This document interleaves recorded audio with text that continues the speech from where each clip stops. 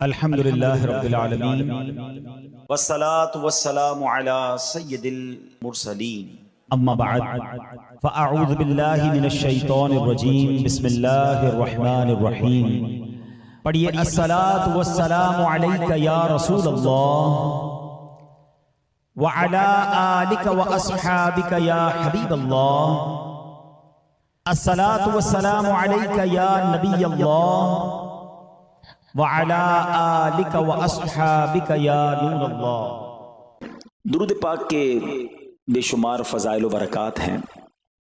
القول البدیع میں ہے حضرت ابو عباس احمد بن منصور رحمت اللہ تعالی علیہ کو انتقال کے بعد کسی نے خواب میں دیکھا کہ وہ سر پر موتیوں کا تاج سجائے، جنتی لباس میں ملبوس، شیراز کی جامع مسجد کے محراب میں کھڑے ہیں۔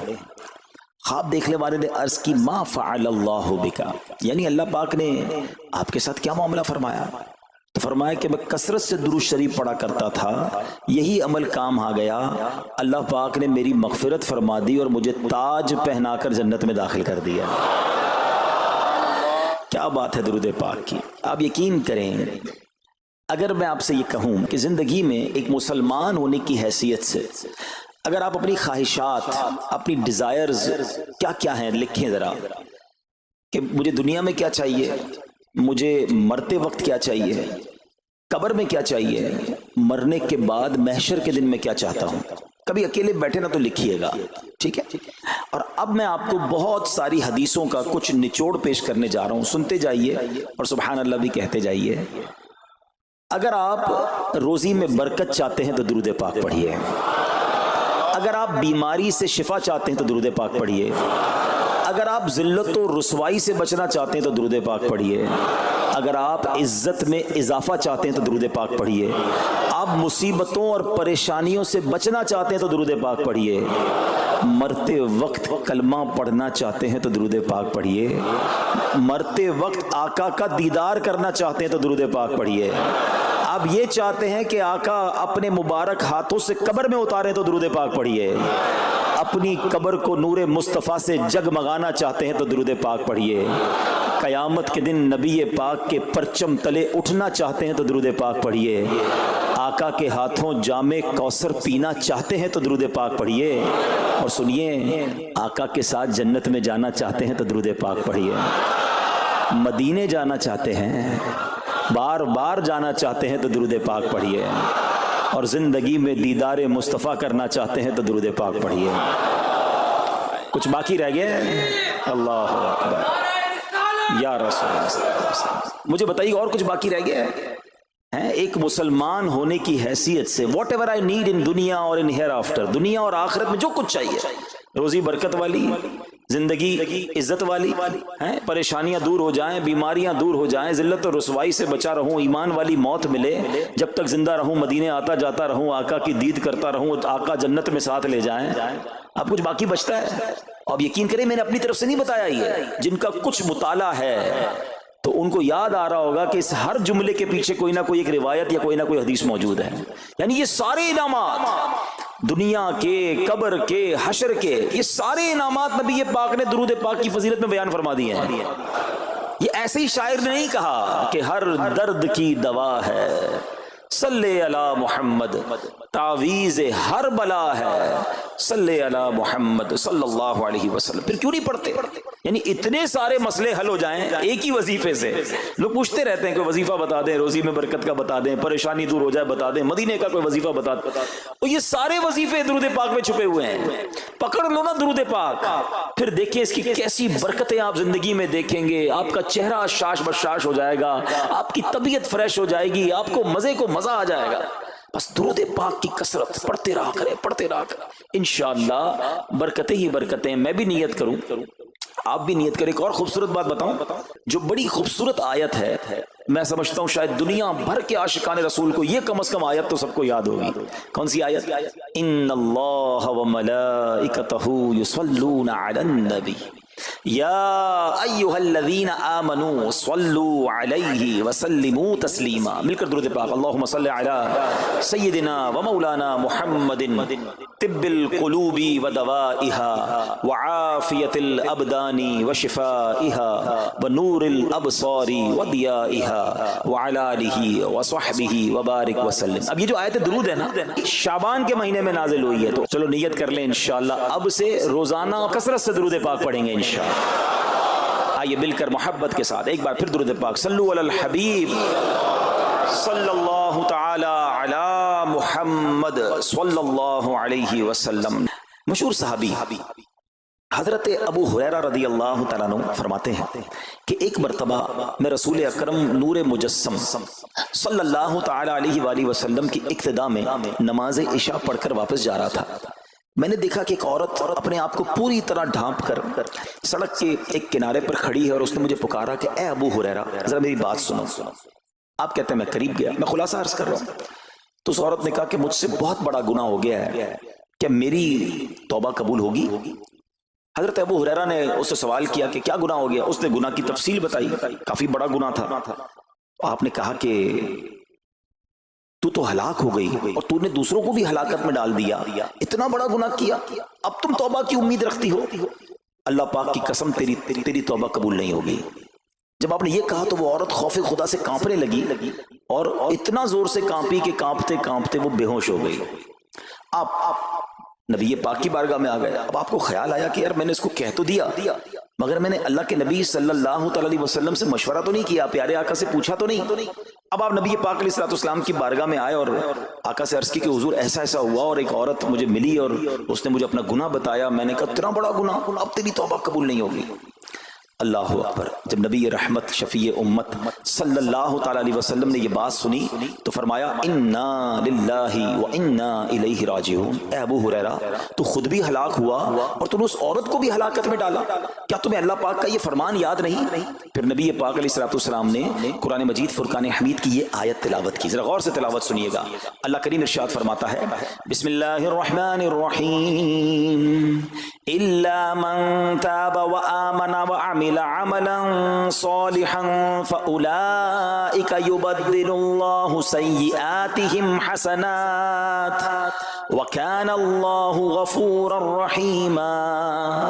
ترجمہ کنز العرفان، مگر جو توبہ کرے اور ایمان لائے اور اچھا کام کرے تو ایسوں کی برائیوں کو اللہ نیکیوں سے بدل دے گا اور اللہ بخشنے والا مہربان ہے۔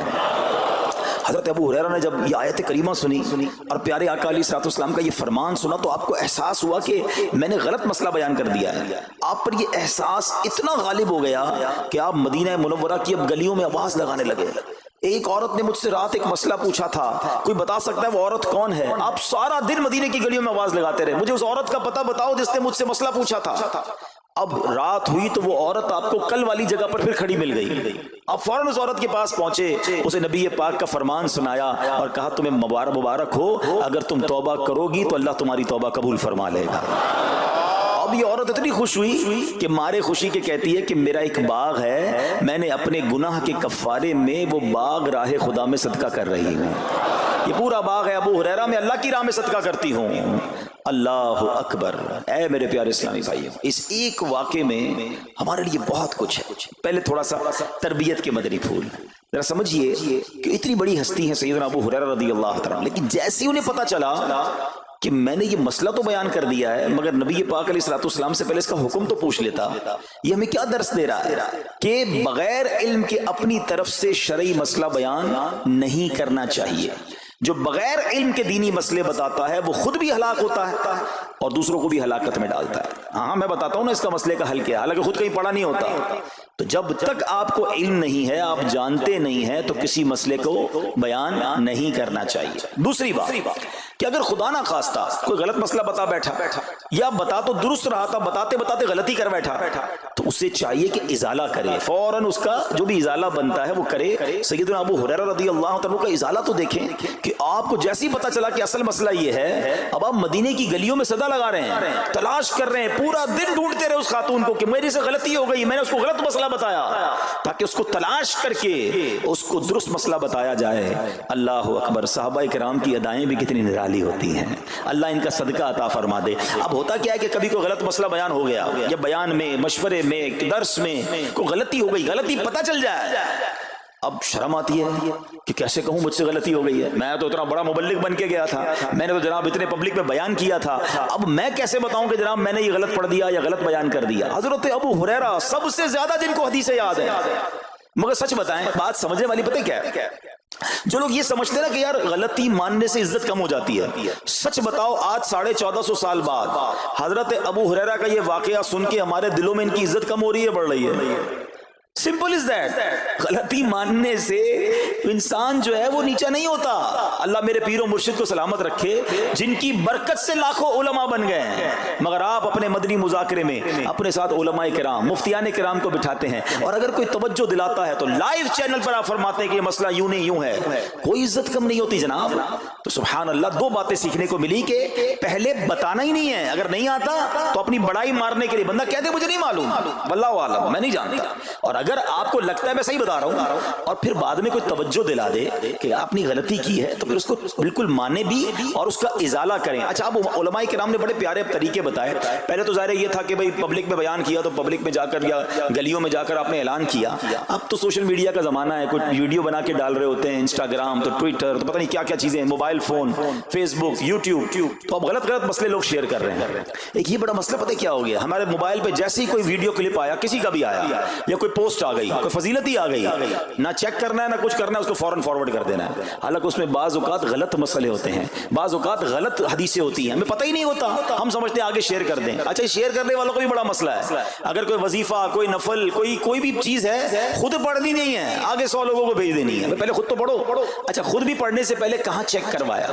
تو پلیز یہ شریعت کے معاملات ہیں، اس میں بڑی غلطی ہو سکتی ہے، تو اگر آپ کو کوئی بھی چیز شیئر کرنی ہے تو بیسٹ آپشن یہ ہے کہ dawat-islami.net، یہ دعوت اسلامی کی ویب سائٹ ہے، اس پر ایک گیلری کا آپشن ہے، آپ وہاں جائیے، وہ مفتیان کرام سے چیک ہوئی پوسٹیں پڑی ہوئی ہیں، آپ وہاں سے پوسٹ اٹھائیں، اس کو شیئر کر دیں، بنداز کریں، کوئی ٹینشن نہیں ہے، کیونکہ وہ علماء نے چیک کی ہوئی ہے۔ مگر ہر آنے والی پوسٹ، ہر آنے والی ویڈیو کو آگے بڑھا دینا، تو مشورہ یہی ہے کہ یہ بڑا سخت معاملہ ہے، کیونکہ یاد رکھیے قرآن مجید فرقان حمید میں اللہ تعالیٰ ارشاد فرماتا ہے وَمَنْ أَظْلَمُ مِمَّنِ افْتَرَىٰ عَلَى اللَّهِ كَذِبًا، اور اس سے بڑھ کر ظالم کون جو اللہ پر جھوٹ باندھے۔ اچھا، اس کے بارے میں علماء فرماتے ہیں کہ اللہ پر جھوٹ باندھنے والا سب سے بڑا ظالم ہے۔ جب ہم کسی کو دینی مسئلہ بتاتے تو اس کا مطلب کیا ہوتا ہے کہ اللہ نے فرمایا یا اللہ کے حبیب علیہ الصلوۃ والسلام نے فرمایا، اس کا مطلب اگر ایسا نہیں ہے تو یہ اللہ پر جھوٹ باندھنا ہو گیا نا۔ ہم نے تو کہا مجھے تو پتہ نہیں تھا، کسی نے پوسٹ بھیجی تھی، کسی نے بتایا تھا، اچھا میں نے کہیں سنا تھا۔ اب کئی لوگوں کی تو عادت پتہ کیا ہے، ان کے ساتھ بیٹھو نا تھوڑی دیر بعد کہیں گے اللہ یہ فرماتا ہے، اللہ نے قرآن میں یہ فرمایا، پوچھو کدھر فرمایا، بولا یہ نہیں پتا، اللہ قرآن میں یہ کہتا ہے۔ بھائی کہاں کہتا ہے بتاؤ نا، آیت دکھاؤ، اللہ نے فرمایا یہ کرنا چاہیے، بھائی کہاں فرمایا؟ اپنی طرف سے۔ اچھا، کیونکہ کہیں سنا تھا، کہیں دوستوں کی محفل میں آدھی بات یاد تھی، ارے ڈرنا چاہیے کہ میں کیسے کہہ دوں کہ اللہ نے فرمایا، میں کیسے کہہ دوں نبی پاک علیہ الصلوۃ والسلام نے فرمایا، جب یاد نہیں، پڑھا نہیں۔ امیر اہل سنت کی آپ نے احتیاط دیکھی ہے، آپ حدیث کی کتاب منگاتے ہیں کہ پورا دیکھ کر پڑھتے ہیں، مگر یا تو اپنی مرضی سے چل رہا ہے معاملہ، خدا کے واسطے ہم سمجھ رہے ثواب کما رہے ہیں، اور ایسا نہ ہو کہ گناہ جاریہ والے کام ہو رہے ہوں۔ تو میں نے آپ کو آسان حل بتا دیا کہ دعوت اسلامی کے جو آفیشیل سوشل میڈیا کے پیجز ہیں، اگر آپ کو شوق ہے تو وہاں سے کوئی پوسٹ اٹھا لیں، وہاں سے کوئی چیز اٹھائیں اور اس کو شیئر کریں، باقی خدا را ان کاموں کو اپنی مرضی سے آگے نہ کریں، کہیں ہم گناہ گار نہ ہوں۔ تو ایک بات تو ہمیں اس پورے واقعے سے سیدنا ابو ہریرہ رضی اللہ تعالیٰ کو جو انداز، آپ کی عاجزی، آپ کا ازالہ کرنا، آپ کا اس عورت کو تلاش کرنا، یہ سکھا رہا ہے کہ مسئلہ غلط بیان کرنا کتنا بڑا مسئلہ ہے۔ اللہ کرے کہ ہم اس کو سمجھیں۔ اب دوسری خوبصورت بات، آئے ہائے، عورت کا گناہ ہے، بڑا گناہ ہے، مگر نبی پاک نے جو آیت بیان فرما دی اور جو اس تک پیغام پہنچایا کہ توبہ کر لو، میرا رب توبہ قبول فرما لے گا۔ آئے ہائے میرے پیارے اسلامی بھائیو، کتنا ہی بڑا گناہ کیوں نہ ہو جائے، اللہ سے مایوس نہیں ہونا ہے، اس کی رحمت سے مایوس نہیں ہونا ہے، کیونکہ میرے آقا مدینے والے مصطفیٰ صلی اللہ تعالی علیہ وسلم فرماتے ہیں التائب من الذنب کمن لا ذنب لہ، گناہوں سے توبہ کرنے والا ایسا ہے جیسا اس نے گناہ کیا ہی نہیں ہے، ختم، نل اینڈ وائڈ، ڈیلیٹڈ۔ یہ اتنی بڑی اللہ کی رحمت ہے کہ بس سچی توبہ ہو جائے نا، اللہ اس کو سارے اس کے گناہ معاف فرما دیتا ہے۔ حضرت عبداللہ ابن عبید رحمت اللہ تعالی سے روایت ہے، فرماتے ہیں کہ اللہ پاک کے نبی اور ہم سب انسانوں کے والد محترم حضرت آدم علیہ السلام نے اللہ پاک کی بارگاہ میں عرض کی، اے رب عز و جل، تو نے شیطان کو میرا دشمن بنایا ہے لیکن میری اولاد اس کا مقابلہ کرنے کی طاقت نہیں رکھتی۔ تو اللہ پاک نے فرمایا، اے آدم، آپ کی اولاد میں قیامت تک جو بھی انسان پیدا ہوگا میں اس کے ساتھ ایک محافظ فرشتہ مقرر فرما دوں گا جو انسان کے لیے شیطان کی جو چال ہے اس سے اس کی حفاظت کرے گا۔ حضرت آدم علیہ السلام نے عرض کی، مولا مزید کرم فرما۔ اللہ پاک نے فرمایا، اے آدم، آپ کی اولاد کو ایک نیکی کا اجر 10 گنا ملے گا۔ نیکی ایک کریں گے، اجر ملٹیپلائی بائی 10 ہو جائے گا۔ اور پھر اللہ نے فرمایا اس پہ مزید بڑھاؤں گا، جبکہ گناہ کوئی ایک کرے گا تو اس کے نامہ عمل میں ایک ہی گناہ لکھا جائے گا۔ اللہ کی شان دیکھو، ایک نیکی اجر 10 گنا، گناہ ایک لکھا بھی ایک جائے گا۔ حضرت آدم علیہ السلام نے عرض کی، مولا اور کرم کر دے۔ دیکھو شروع سے ہم پر مہربانیاں ہیں۔ حضرت آدم علیہ السلام بھی اپنی اولاد کے لیے اللہ کی بارگاہ میں عرض کر رہے ہیں۔ اللہ پاک نے فرمایا، اے آدم، جب تک روح انسان کے بدن میں رہے گی میں اس کی توبہ قبول کرتا رہوں گا۔ جب تک زندہ ہے نا، جب تک توبہ کر لے اس کی توبہ قبول ہو جائے گی۔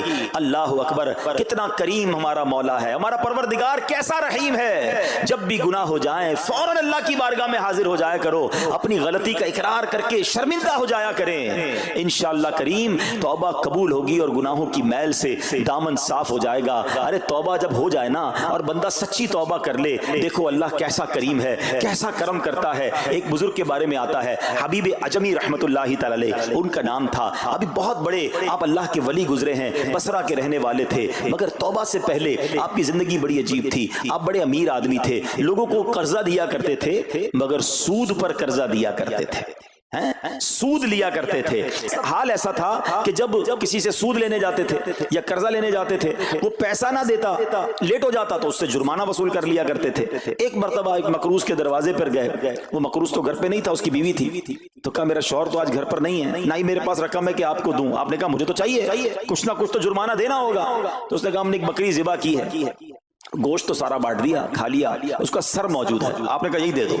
سود میں پیسے نہیں ملے تو بکری کا سر لے آئے۔ اچھا، اب جب بکری کا سر لے کر آئے تو اپنی زوجہ کو کہا کہ پکاؤ اس کو۔ تو زوجہ بولی گھر میں نہ لکڑیاں ہیں نہ دوسرا راشن ہے۔ چنانچہ اب لکڑیاں اور دوسرا راشن وغیرہ بھی دیگر مقروضوں کے گھر گئے اور وہاں سے سود میں کسی سے لکڑیاں پکڑ لی، کسی سے دوسرا راشن مسالہ وغیرہ چیزیں پکڑ لی، وہ بھی لے آئے، کہا لو پکاؤ۔ اب زوجہ نے ہانڈی بنائی، ابھی کھانا تیار ہو رہا تھا کہ اتنے میں ایک بھکاری آ گیا۔ حضرت حبیب عجمی نے اس وقت تو توبہ نہیں کی تھی، اس بھکاری کو بھی باتیں سنا کر نکال دیا، گھر سے نکال دیا۔ اب کھانا تیار ہو گیا، کھانے کے لیے بیٹھے، مگر جیسے ہی زوجہ نے ہانڈی کا ڈھکن اٹھایا نا تو وہ سالن جو تھا بکری کے سر کی بجائے پورا سالن خون سے بھرا ہوا تھا۔ زوجہ نے پکار کر کہا کہ دیکھو تمہارے اعمال کا نتیجہ، تمہاری کنجوسی کا نتیجہ، پوری ہانڈی خون سے بھری ہوئی ہے، سود کا مال تھا نا۔ اب ہانڈی کا یوں خون میں بدل جانا آپ کے دل پر بڑی تنبیہ ہوئی، بڑا اثر ہوا کہ یہ میں کیا کر رہا ہوں، میں کون سی روزی کما رہا ہوں۔ اللہ سے جنگ ہے نا سود کا کام کرنے والا، وہ تمام لوگ سوچیں جو سود کا کام کرتے ہیں۔ اب جب آپ کے دل پہ چوٹ لگی تو آپ نے اب توبہ کرنے کا ارادہ کیا کہ بہت ہو گیا، اللہ کو بڑا ناراض کر لیا۔ تو آپ حضرت حبیب عجمی اب باہر نکلے کہ حضرت امام حسن بصری کی بارگاہ میں جاتے ہیں اور وہاں جا کر توبہ کرتے ہیں۔ مگر جیسے ہی آپ باہر نکلے نا تو کچھ بچے کھیل رہے تھے، کھیلتے ہوئے بچے نے آواز لگائی جلدی سائڈ پہ ہو جاؤ، دور ہو جاؤ، حبیب عجمی سود خور آ رہا ہے، کہیں ایسا نہ ہو کہ اس کے قدموں کی دھول ہم پر پڑے اور ہم بھی بدبخت ہو جائے۔ پھر دل پر چوٹ لگی کہ یار بچہ مجھ سے نفرت کرتا ہے، ایسا کام کرتا ہوں میں، اللہ بھی ناراض، اللہ کے بندے بھی ناراض، اور دل پر چوٹ لگی۔ حضرت حسن بصری رحمت اللہ تعالی کی خدمت میں گئے، بڑی سچی توبہ کی، اللہ کو راضی کرنے کے لیے پکی نیت کی، ابھی توبہ کی ہے کوئی بڑی نیکیاں نہیں کر لی، واپس آ رہے ہیں۔ جیسے واپس آ رہے ہیں تو دیکھا کہ وہی بچے کھیل رہے ہیں۔ اب ان بچوں میں کسی نے آپ کو دیکھا تو کہا کہ اب حبیب توبہ کر کے آ رہے ہیں، دور ہو جاؤ، کہیں ہمارے قدموں کی دھول ان پر نہ پڑ جائے تو ہم گناہ گار نہ ہو جائیں۔ تھوڑی دیر پہلے یہ بچے کہہ رہے ہیں کہ دور ہو جاؤ، ان کی دھول پڑ گئی تو ہم بدبخت ہو جائیں گے، سود خور جا رہا، ارے ابھی توبہ کی ہے۔ اور اللہ نے اپنے بندوں اور مخلوق کے دل میں کیسی محبت ڈال دی کہ بچے کہہ رہے ہیں دور ہو جاؤ، ہمارے قدموں کی دھول حضرت حبیب پر نہ پڑ جائے، ہم گناہگار نہ ہو جائیں۔ اب جناب بڑا دل پہ اور اثر ہوا کہ مالک تیری قدرت، ابھی تو توبہ کی ہے اور میری نیک نامی کا اعلان تو نے اپنی مخلوق سے کروا دیا، سب کے حقوق ادا کیے، سودی لین دین تھا سب ختم کیا، اللہ پاک کی عبادت میں مصروف ہو گئے، اللہ نے ولایت کا سرتاج بنا دیا۔ اپنا ولی بنا دیا۔ اے میرے پیارے اسلامی بھائیوں، یہ ہے توبہ۔ اللہ اکبر۔ اے میرے پیارے اسلامی بھائیوں، پتہ یہ چلا کہ عزت دوبارہ مل جاتی ہے، شرط صرف ایک ہے کہ آدمی صحیح راستہ اختیار کر لے۔ اولیاء کرام کی سیرت پڑھ کر دیکھیں، ہزاروں اولیاء کرام ایسے ہیں جو توبہ سے پہلے گناہوں میں مشغول تھے، معاشرے میں انہیں بری نگاہ سے دیکھا جاتا تھا، لوگ ان سے نفرت کیا کرتے تھے، مگر جب اللہ کی طرف آ گئے تو کیا کمال ہوا کہ اب جناب لوگوں کے دلوں میں تو دلوں میں، جانوروں کے دلوں میں بھی اللہ نے اپنی مخلوق کے دلوں میں ان کی عزت ڈال دی، کیونکہ عزت کس کے پاس ہے؟ رب کے پاس ہے۔ دلوں کا اختیار کس کے پاس ہے؟ وہ رب کے پاس ہے۔ آسمان ولایت کا ایک اور چمکتا ستارہ حضرت فضیل بن عیاض رحمت اللہ تعالی علیہ توبہ سے پہلے ڈاکو تھے۔ جی ہاں، آپ کتنا بڑا نام ہے ولیوں میں، مگر آپ ایک ڈاکو تھے، اور یہ کوئی کہانی نہیں، واقعی حقیقت ہے کہ رات کو جب بچہ سوتا نہیں تھا تو مائیں کہا کرتی تھیں بیٹا سو جاؤ ورنہ فضیل ڈاکو آ جائے گا۔ جس راستے پر آپ ہوتے تھے لوگ ڈر کے مارے اس راستے سے نہیں گزرتے تھے، مگر جب آپ نے توبہ کی، جن کا مال لوٹا تھا واپس کیا اور سارے حقوق ادا کیے، نیک کاموں میں مصروف ہو گئے، اللہ کی عبادت میں لگ گئے، حضرت فضیل بن عیاض نے وہ وقت بھی دیکھا کہ وقت کا بادشاہ کے دروازے پر کھڑا تھا اور انتہائی عاجزی سے عرض کر رہا ہے کہ حضور ملاقات کا وقت عطا فرما دیجئے۔